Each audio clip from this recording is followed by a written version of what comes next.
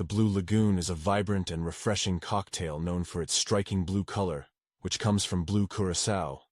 It's a combination of vodka, blue Curaçao, and lemonade, making it a perfect drink for summer parties or beach outings. You will need the following ingredients: 50 milliliters vodka. Choose a good quality vodka for the best taste. 20 milliliters blue Curaçao. This gives the drink its iconic blue color. 100 milliliters lemonade. You can use homemade lemonade or store-bought. As needed ice cubes to keep the drink chilled. 1 slice lemon for garnish. 1 maraschino cherry, optional for garnish. For equipment you will need cocktail shaker, highball glass, bar spoon, jigger, strainer. Here are the instructions. Fill the highball glass with ice cubes. Pour the vodka, blue Curaçao, and lemonade into the cocktail shaker.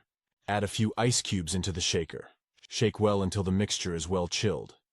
Strain the mixture into the highball glass filled with ice. Gently stir with a bar spoon to combine.